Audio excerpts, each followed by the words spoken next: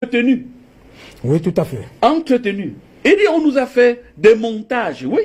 Si vous remarquez, nous ne faisons le café que parce que le FMI, à l'indépendance, dit, je ne te donne l'argent pour payer tes fonctionnaires que si toi tu cultives le café. Je ne te donne l'argent pour payer les gens dans tes hôpitaux que si tu me cultives le cacao. C'est comme ça qu'ils nous ont tenus. Mais le cacao, ce sont des produits à cycle long. Le café, des cycles longs. On ne s'enrichit pas avec des produits à cycle long. C'est des produits qu'on fait en deuxième instance. Nous sommes dans les notions de guerre économique. Et donc nous montrons ces céréales aux enfants et on leur demande s'ils peuvent dire ce que c'est. On est certain que les enfants n'arrivent pas à dire ce que c'est. Même les adultes au Cameroun ne savent pas ce que c'est, alors qu'ils en consomment tous les jours. Ok. Quelle est la caractéristique de ces céréales? Alors, oui, tout à fait. Premièrement, ils sont à cycle court. La récolte, c'est tous les 3 mois.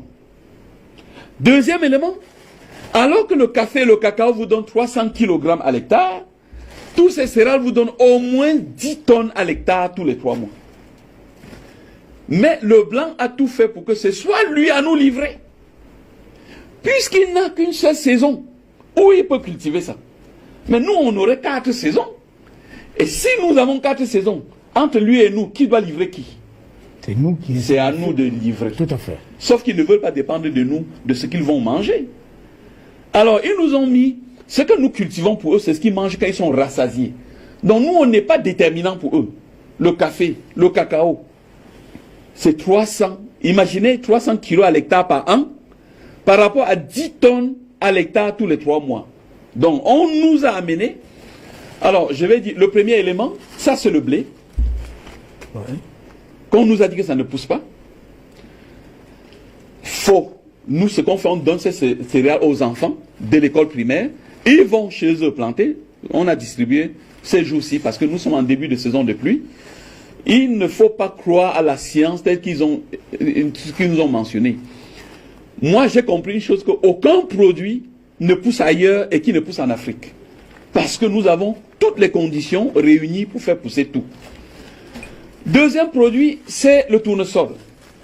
On nous a dit que le tournesol ne peut pas pousser, mais il s'appelle tournesoleil, parce qu'il tourne sunflower.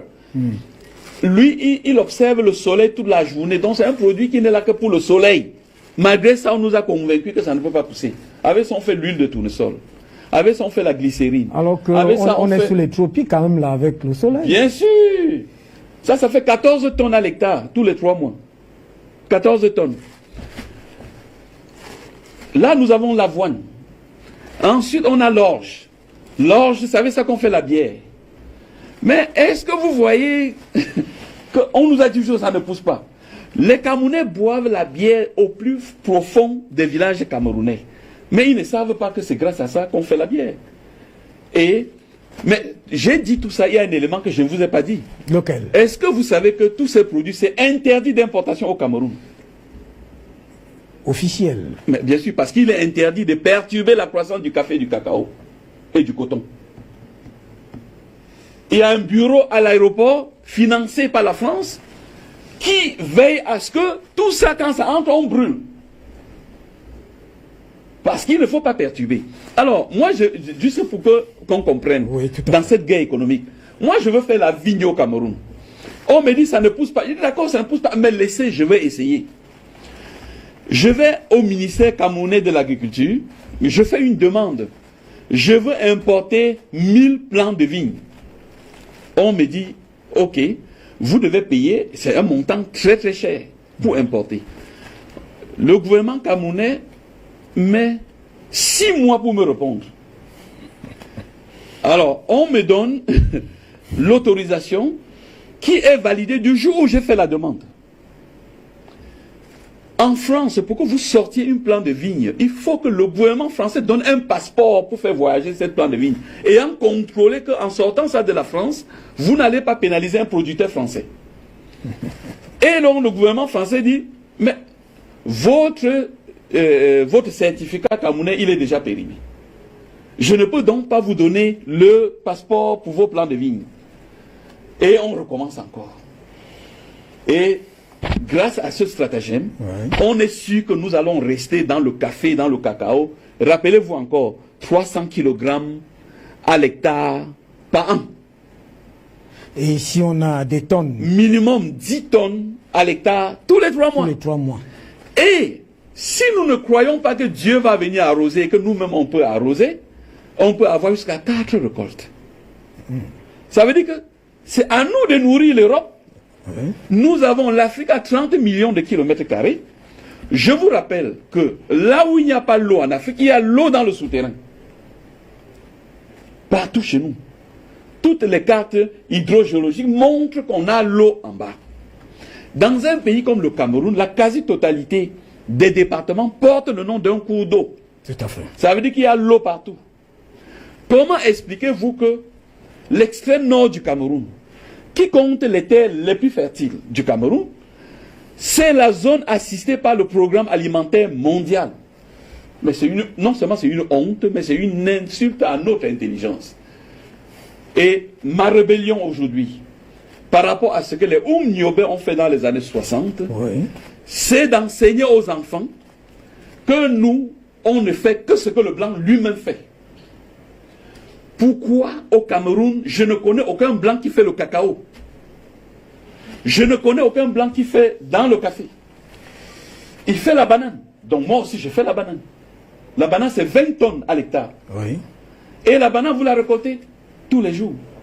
Mais si elle est gérée pas par les Camerounais pratiquement, vous le savez très bien. Oui.